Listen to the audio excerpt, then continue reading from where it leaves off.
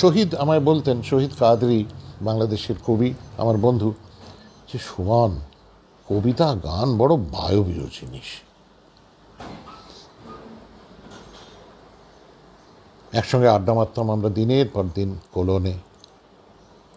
উনি বলতেন, জানেন, যখন পাকিস্তান হানাদাররা আক্রমণ করলো, গ্রামে পালিয়ে গেলাম, কারণ আমি তো হিট লিস্ট, আমার তো মারবে। উনি তো ইন্টেলেকচুয়াল না, তেমনি আমি তো হিট লিস্টে আছি, আমার তো খুন করবে। তা উনি পালিয়েছেন, তা যেখানে গিয়ে গিয়ে আশ্রয় নিয়েছেন, সেইখানে উনি বললেন যে আমি আমার কবিতার বইগুলো মাটিতে পুঁতে দিয়েছি। সমান কবিতার বইগুলো মাটিতে পুঁতে দিয়েছি। এবার শুনতে পাচ্ছি, দেখতে পাচ্ছি দূর থেকে সাঁজোয়া গাড়িগুলো আসছে, আর্মির গাড়ি এবং সাঁজোয়া গাড়ি। আর আমি ওটা দেখছি লুকিয়ে লুকিয়ে, আর ভাবছি একবার ফাট, কবিতা একবার ফাট, একটা কাজের কাজ কর, একটা কাজের কাজ কর, ফাট একবার।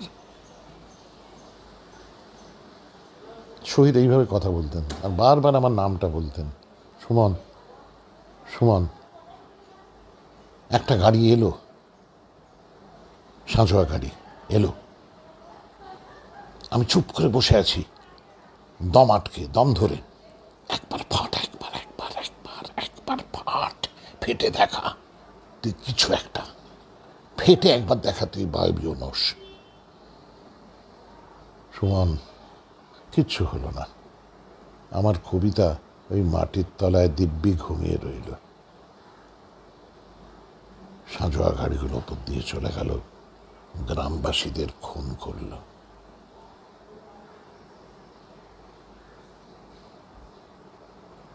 সুমন, কবিতা গান বড় বায়বীয় জিনিস।